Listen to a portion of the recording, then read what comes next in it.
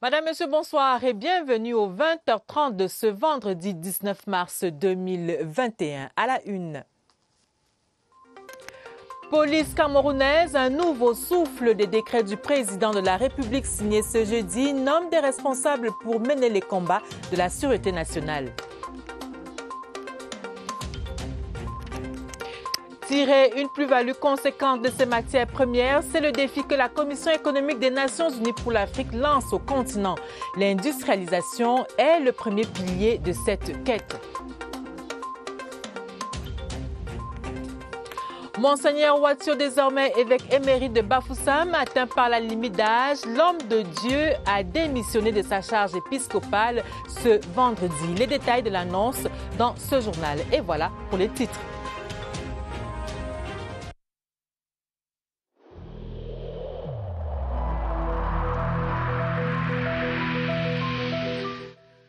Je vous exhorte de nouveau à porter vos masques, à vous laver régulièrement les mains et à faire appel à un médecin ou à tout autre personnel de santé au cas où des symptômes apparaissent. C'est le seul moyen de préserver les vies et de freiner la propagation du virus.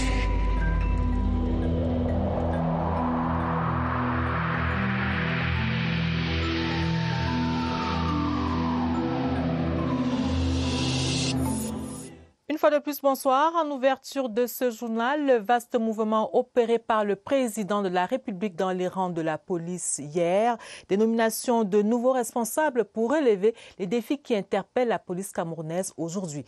Pierre Evembe nous en dit plus. C'est un acte fort opéré par le chef suprême des forces de sécurité jeudi à la délégation générale à la sûreté nationale. Le décret du président Paul Biya n'a épargné aucun palier de la police, du gardien de la paix au commissaire divisionnaire en passant par l'officier de police. Une secousse qui aura sans doute des effets visibles dans les tout prochains jours. De nombreux postes ont été créés pour booster la dynamique sans cesse impulsée par Martin Bargangele, le patron de ce corps, dont la rigueur se fait ressentir dans le toilettage à ces postes sensibles qui ont souvent heurté la sensibilité du public. La création d'une sous-direction des titres identitaires avec ses démembrements que sont le nouveau service de la carte nationale d'identité, du service de la fabrication de la carte d'identité, entre autres, pour répondre aux spéculations qui ont entouré le précieux sésame parmi les populations. Le passeport, un autre trou noir dans le quotidien des usagers de la police, a été passé en revue. Restaurer la discipline dans les rangs, mais davantage apporter une nouvelle dynamique dans l'action de la police dans les missions régaliennes qui lui sont assignées. Le vaste mouvement vient désengorger un corps qui entend s'arrimer à la modernité, mieux faire face aux menaces externes et internes et renforcer le lien police-population. C'est donc un tsunami qui vient donner une peau neuve ou plutôt une police à la police. Un accident de la circulation est survenu à Limbé, vous le verrez dans ces images, c'était ce vendredi, faisant 2 morts et plusieurs blessés. Le drame s'est produit après qu'un camion portant du ciment et en route pour Douala perde le contrôle et termine sa course sur des bâtiments. Les blessés sont en ce moment pris en charge dans des formations hospitalières de la ville. Bonne nouvelle pour les transporteurs du corridor Douala-Bangui-Douala-N'Djamena. Une aire de repos moderne de 14 hectares sera bientôt construite à Gouletan, c'est dans la région du centre. Et le ministre des Transports était sur le terrain ce matin pour poser la première pierre de cet édifice. Reportage Alvin Gisèle Zé. 18 km de Yaoundé et à 32 km de l'arrondissement de Ayout, c'est ici, en Gouletan, que sortira de terre le centre-ville des transporteurs terrestres. Le projet, porté par le Conseil national des chargeurs du Cameroun, s'étend sur 14 hectares et est à sa phase de terrassement. La pose de la première pierre de ce projet intégrateur suscite déjà de l'espoir. Ce projet vient d'abord résoudre le problème du désordre urbain. Ce problème vient résoudre le projet d'infrastructure de facilité à offrir aux pays qui n'ont pas de littoral, notamment le Tchad et la République centrafricaine. Le ministre des Transports salue l'initiative et se dit déterminé à apporter son soutien à la mise en place de ce vaste programme de construction des infrastructures. Le génie militaire rassure quant à la réalisation de ces œuvres d'art dans les délais. Nous aurons ici, en un temps très réduit, un projet d'excellente qualité, qui ne voudrait pas dire qu'il n'y a pas un problème de maintenance. Il faudrait bien que le Conseil national des chargeurs du Cameroun puisse également mettre en place des équipes pour pouvoir assurer la maintenance de ce projet. Le maire de Mingang, Gabriel Aya, au nom des populations, exprime sa gratitude. Il faudra attendre 4 mois pour voir cette maquette devenir une réalité. Autre activité ministérielle, celle du professeur Marie-Thérèse Abena-Ondoa. Le ministre de la Promotion de la Femme et de la Famille a ouvert ce vendredi la conférence internationale des femmes leaders du Cameroun sur le rôle de la femme dans la consolidation de la paix et la reconstruction post-conflit. Marlise Zenoambarga, reportage. De nombreuses crises sont enregistrées dans le monde avec un fort impact sur la paix. Le Cameroun n'en est pas épargné. La problématique est au cœur de cette conférence internationale des femmes leaders du Cameroun. Il s'agit du chapitre des femmes leaders du Cameroun qui s'impliquent dans la recherche de la paix dans notre pays qui est secoué par des crises. Donc c'est une conférence qui relève que la femme doit être impliquée lorsque l'on recherche la paix. De façon virtuelle, la rencontre a donc permis aux participants d'échanger sur les pistes pour accroître le leadership en vue de la construction d'une société de paix plus égalitaire. Lorsque la paix est menacée, la femme est la première victime, les enfants sont les premières victimes, c'est la famille qui est détruite et on ne peut pas rechercher des solutions sans l'implication effective des femmes. Le professeur Marie-Thérèse Abena-Ondoa suggère une forte implication des femmes et filles, seules capables, grâce à leurs atouts de conciliatrices, de rétablir une paix durable. Industrialisation durable et la diversification de l'Afrique à l'ère du numérique dans le contexte du Covid-19. Cette thématique meuble la 53e session de la Commission économique des Nations Unies pour l'Afrique. Les responsables de la représentation Afrique centrale ont partagé leurs idées avec Marie-Laurence Nké. Après les affres de la crise liée à la pandémie mondiale du coronavirus, les pays de l'Afrique centrale doivent se reconstruire. Ils doivent se reconstruire en mieux. Si la diversification économique tirée par l'industrialisation est le maître mot des plans de relance économique post-Covid-19, il est impérieux de songer à une industrialisation durable. Nous voulons donc que l'industrialisation de l'Afrique soit créatrice d'emplois, mais qu'elle soit aussi verte et propre. Les économies de l'Afrique centrale sont caractérisées par une croissance tirée essentiellement par les matières premières. Du fait d'une base de production essentiellement constituée de matières dont les hydrocarbures, il y a lieu de se tourner vers des sources de croissance plus pertinentes. Les développements soient portés par des secteurs qui sont créateurs d'emplois. Parce qu'on se rend aussi compte que les secteurs des ressources naturelles, étant donné la faible valeur ajoutée à ces produits, nous exportons les matières premières, nous sommes en train d'exporter les emplois. C'est là où la valeur ajoutée est faite à l'extérieur que les emplois sont en train d'être créés. L'industrialisation devient alors la solution. La nouvelle industrialisation, qui est susceptible d'apporter du développement, est celle qui donne de la valeur ajoutée aux produits locaux par la transformation. Les changements climatiques, les conflits, la problématique des réfugiés, ce sont ces sujets et bien d'autres qui ont meublé la session du Conseil de paix et de sécurité de l'Union africaine tenue ce vendredi en visioconférence. William Badi, reportage. Dans cette 986e réunion du Conseil de paix et de sécurité de l'Union africaine, plusieurs États se sont prononcés sur le point inscrit à l'ordre du jour, à savoir les défis émergents et les leçons essentielles pour les opérations de maintien de la paix durable sur le continent africain. La délégation camerounaise, conduite par le ministre délégué Félix Mbayou, a d'abord posé un diagnostic sur les causes profondes de cette insécurité. Ma délégation voudrait insister sur l'insécurité et la pauvreté, ces derniers étant, entre autres, les plus grandes causes de l'insécurité. Il y a en plus la malgouvernance, les changements climatiques. À côté de ce profond diagnostic, des solutions durables ont été proposées. La nécessité pour les États membres de renforcer davantage leur politique de développement dans le sens d'autonomisation des catégories sociales vulnérables, notamment les femmes et les jeunes. L'urgence d'accroître la capacité du Fonds africain pour la paix en vue d'une action plus efficiente. Au demeurant, le ministre délégué Félix Mbayou a réitéré à l'attention du dit Conseil le soutien du Cameroun à l'initiative de la création d'un fonds africain sur les changements climatiques tel que suggéré par l'Algérie lors de la dernière réunion. La feuille de route 2021 de l'Organisation africaine pour la performance des administrations et des collectivités publiques est connue. Elle a été conçue ce jeudi au cours de la 91e Assemblée générale de cette organisation. Joël Igor Abanda nous en dit plus. La 9e Assemblée générale de l'Organisation africaine pour la performance des administrations et collectivités publiques, tenue ce jeudi 18 mars 2021 au Centre international de l'artisanat de Yaoundé, a permis d'adopter son plan d'action de l'année en cours et à l'horizon 2030.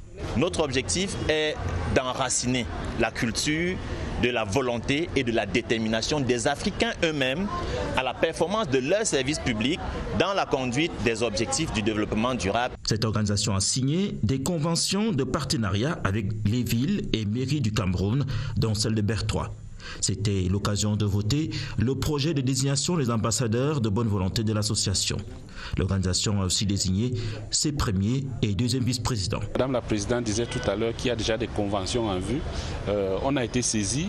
C'est vrai que nous aussi, nous allons essayer de mettre à disposition notre expertise à toute personne qui pourrait avoir besoin.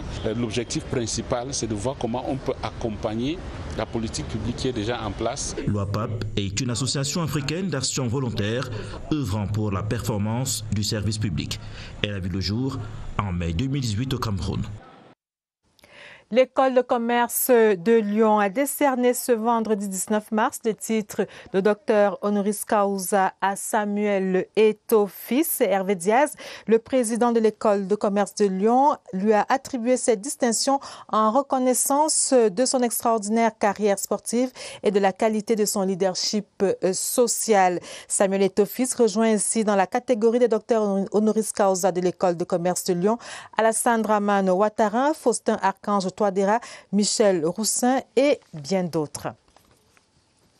La suite du journal, les questions liées à la sécurité alimentaire dans l'espace francophone préoccupent l'Association des femmes parlementaires de l'Afrique francophone. Préoccupation exprimée en visioconférence à l'Assemblée nationale et déclinée par l'honorable Lydienne Epoubet que je vous propose d'écouter.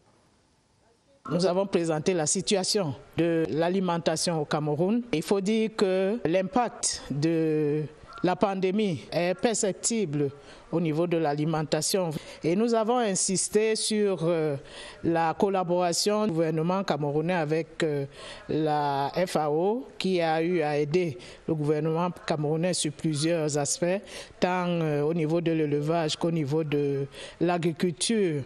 Mais nous avons aussi suggéré, en plus de ce qui a été fait, il y a d'autres actions à mener, notamment appuyer les populations que nous représentons sur la mise en place des coopératives.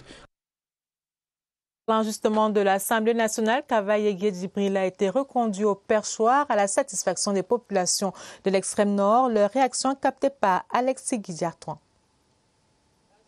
L'information qui tombe en mi-journée fait rapidement le tour de la région.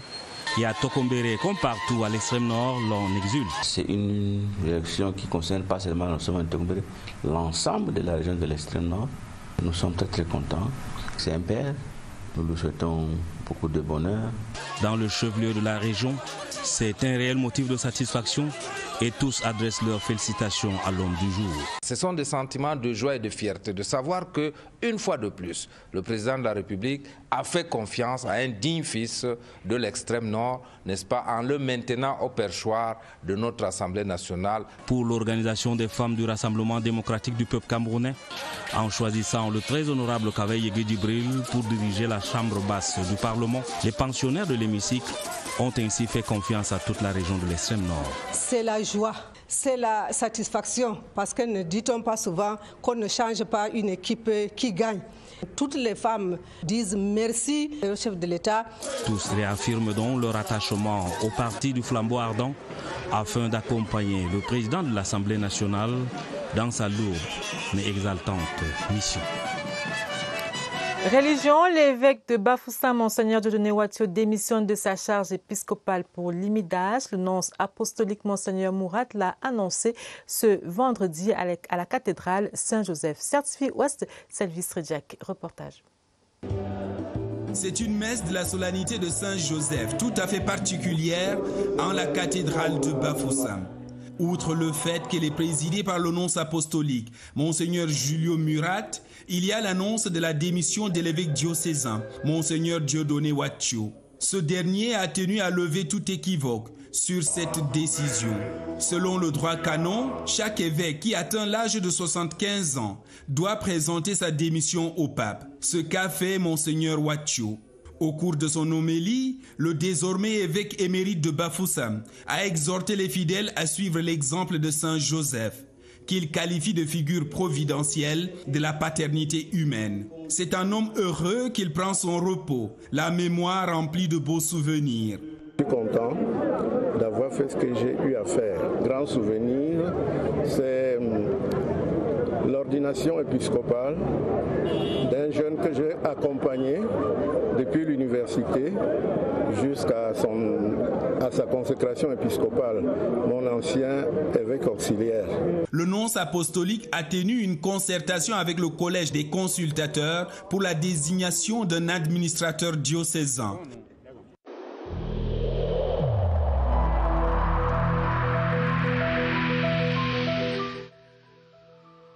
Malgré nos efforts, le Covid-19 a endeuillé de nombreuses familles et provoqué de graves difficultés dans le fonctionnement de notre économie et de notre société.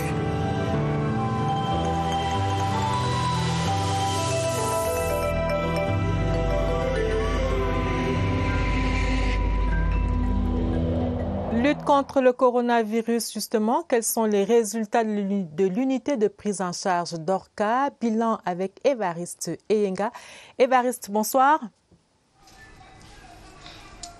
Bonsoir. Orca, cet hôpital de référence en matière de prise en charge des cas sévères de coronavirus Covid-19 fonctionne depuis juin 2020, presque une année après, de riposte. Qu'est-ce qui a été fait là-bas? Question ce soir au docteur Marielle Foumou, médecin généraliste de cette formation hospitalière. Docteur, bonsoir. Bonsoir, M. Évariste. Merci d'avoir accepté l'invitation. Qu'est-ce qui a été fait à Orca en termes de bilan, si on peut dresser les personnes guéries, par exemple, les comorbidités et les rémissions aussi? Depuis l'ouverture de Orca, le 6 juin 2020 jusqu'au 28 février 2021, nous avons admis 1085 personnes, répartis comme suit, 1008 adultes et 78 enfants. La gente masculine était la plus représentée avec un pourcentage de 54,80%. Et chez les enfants, c'était les enfants de sexe masculin qui étaient les plus représentatifs avec un pourcentage de 51,4%. Concernant le personnel soignant, nous en recevons également dans un pourcentage de 10,68% et les expatriés également représentent 10%. Comment se passent les admissions à Orca? Les admissions à Orca se passent telles que suit. Lorsqu'un patient arrive, il doit présenter un test positif. Lorsqu'il a un test positif, il est admis à Orca et il est dirigé vers il est trié, c'est-à-dire il doit être soit léger, soit modéré, soit sévère, soit critique, parce qu'à Orca, il y a 4 niveaux. Donc lorsqu'il est trié, on le dirige directement vers le service où le grade correspond à la maladie. Merci à vous, docteur Marielle Foumou, d'avoir répondu à notre invitation. Vous venez de l'apprendre à Orca. Il y a eu de l'activité en non-stop pratiquement du mois de juin dernier à celui de mars en cours. Les comorbidités, la source des cas de sévérité pris en charge dans ce Toutes nos excuses pour cette fin plutôt brutale de l'intervention de Évariste Eyenga, mais l'essentiel a été retenu. L'unité de prise en charge Orca travaille donc à sauver des vies, à sauver des malades du Covid-19. Le dossier du soir fait une incursion dans les campus scolaires où l'indiscipline et les déviances règnent en maître désormais. Mais l'Institut CAM-SIAM se propose de ramener les apprenants sur le droit chemin. Sa formule est présentée par Serge Atangana-Bissot. Nul n'entre ici s'il n'est touché. À leur mine, endormis debout, on devine les blessures, pas toujours apparentes.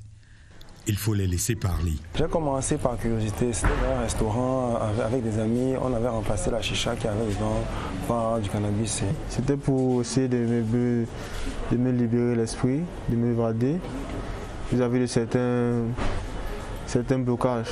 9 adolescents entre 17 et 32 ans sont patients du centre de sevrage réinsertion. Ils en ont pour 4 semaines maximum, entre causeries et activités comme la musique, le dessin ou le sport. La vie est dure, dure, la vie est dure. La vie est dure, il va falloir être mûr, chante-t-il. CAM-SIAM, Comansi and Pidgin English, a déjà remis plusieurs centaines de jeunes sur les rails depuis 2007, date de sa création. Les objets d'art exposés pour ce samedi de consultation et de visite des ex-pensionnaires, autant de signatures matures de ceux qui ont compris que fumer n'est pas un jeu d'enfant. Reste que les familles ne les renvoient plus à la case détresse. Les rechutes sont une réalité. À cause d'un plaisir, ils sont devenus malades. 250 patients environ, en ambulatoire, c'est-à-dire pris en charge de l'extérieur, mais aussi des pensionnaires consignés derrière ces murs. Quand ils ressortent, ils n'ont qu'un désir, c'est de reprendre leur vie en main. Mais les drogues rôdent, commençant par la bière et même la chicha. Mais quelle est la responsabilité des parents dans ce phénomène de violence et de déviance en milieu scolaire? La question, nous vous la posons, Joël Igor, à Banda.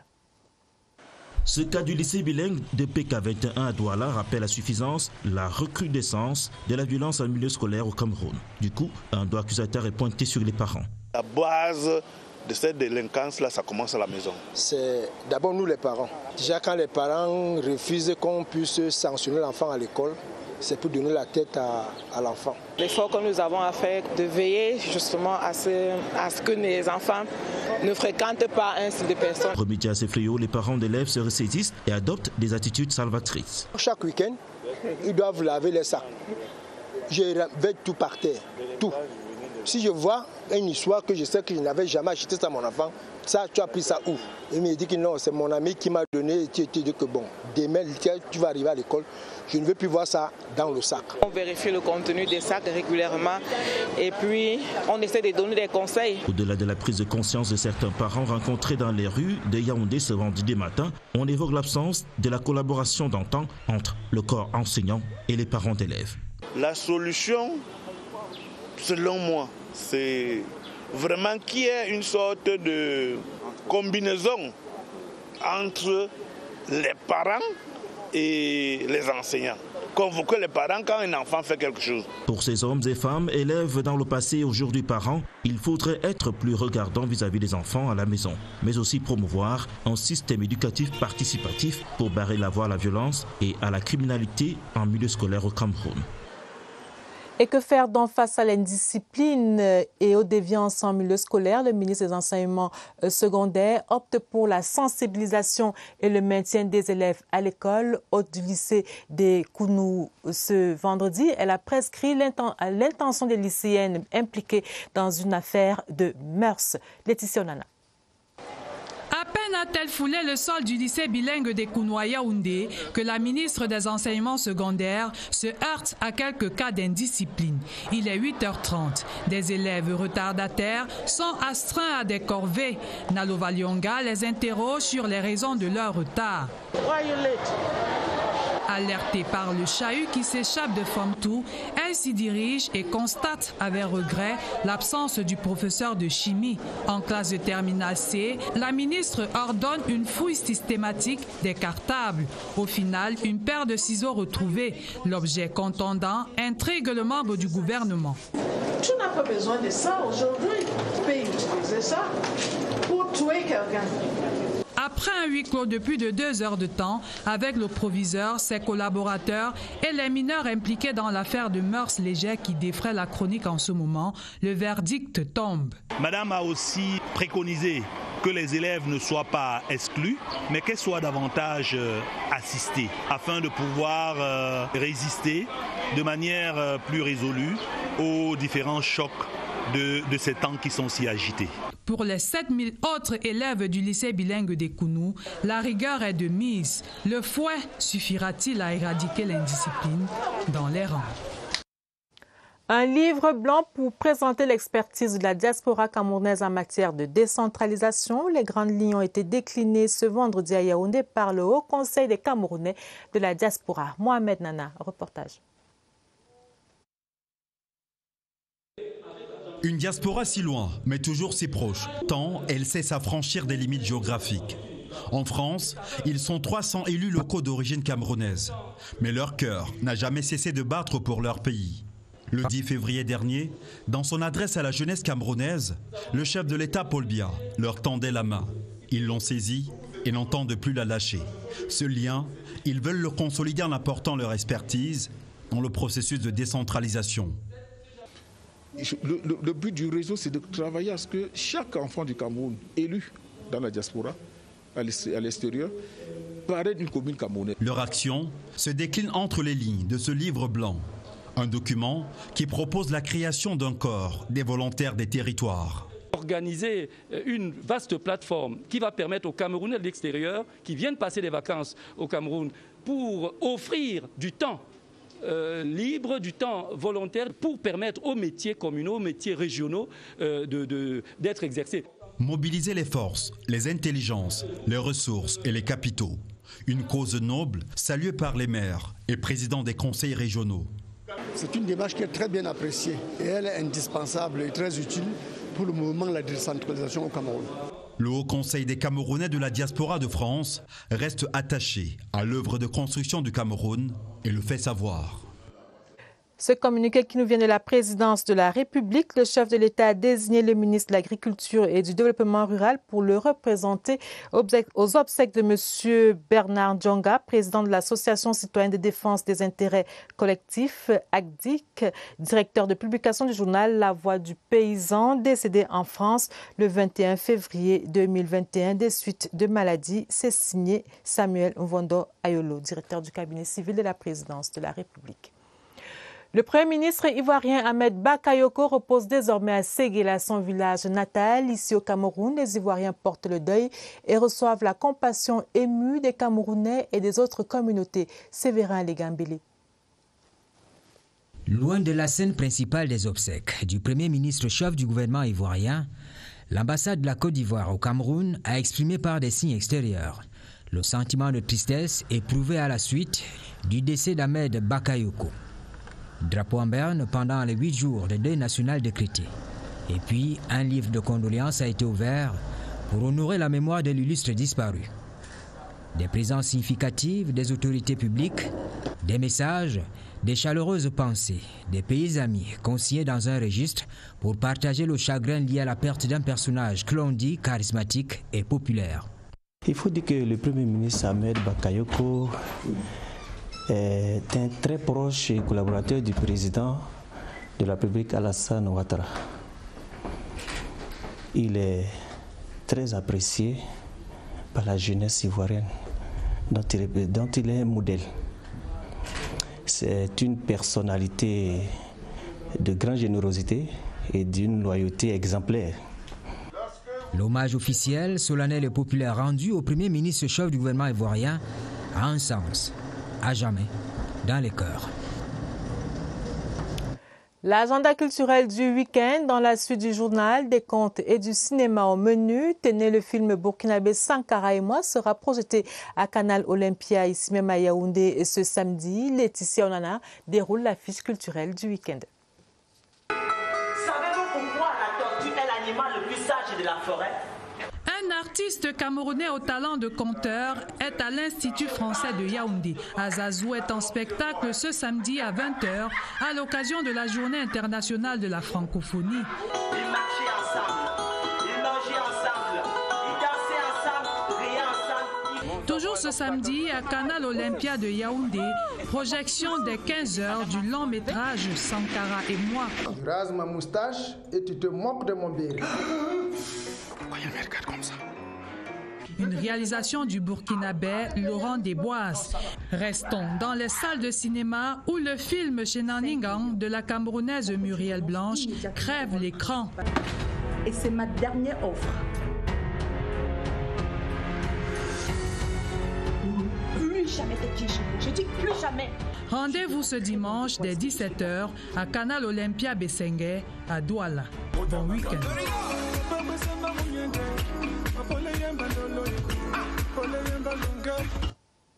En sport, championnat national de football Elite One et tout, place aux 3e journée. Les joueurs locaux rechaussent les crampons dès demain dans plusieurs villes du pays. Et puis, championnat d'Afrique de boxe zone 3, la compétition démarre ce samedi à Kinshasa. Le Cameroun y est attendu. Plus de détails dans ce reportage de Rosalie Sophie Nke.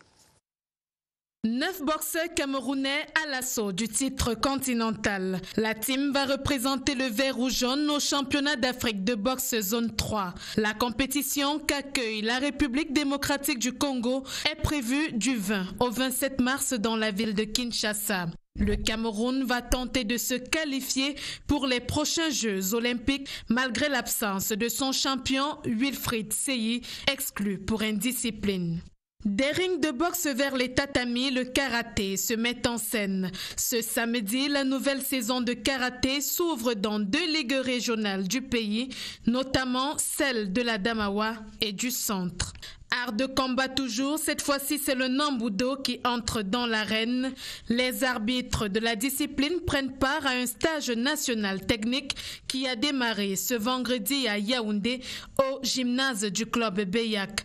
Le stage est préparatoire au tournoi CEMAC de Nambudo annoncé du 29 mars au 4 avril prochain. Dans les pelouses ce samedi, 14h au stade Amadou Ahidjo, Dragon de Yaoundé attend PWD de Bamenda. Dans le bus en route pour Yaoundé a connu un accident. Et puis dans la poule B, Coton Sport de Garoua est en visite à Bafoussam ce dimanche pour une explication avec la Panthère sportive d'Undé. En Ligue 2, 5 rencontres sont annoncées. Le centre d'excellence Kafambankomo abrite le duel Lyon blessé contre Dynamo. Bon week-end. Fin du journal, édition préparée avec la collaboration de Laurence Ocalia, Raïssa Anzier, Rosine Manga et Maria Mazou. Juste après ce journal, vous regarderez un documentaire intitulé Remember Photo Victor. La parole y est donnée à ceux qui l'ont connu et aimé, mais surtout accompagné dans son action politique. Et puis, le prochain rendez-vous avec l'information, c'est à minuit. Bonne suite des programmes sur la CRTV. Merci, bonsoir.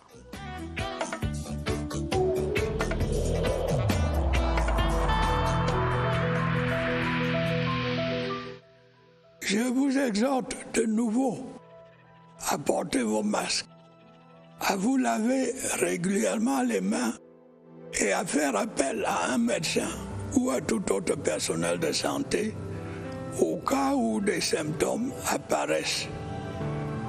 C'est le seul moyen de préserver les vies et de freiner la propagation du virus.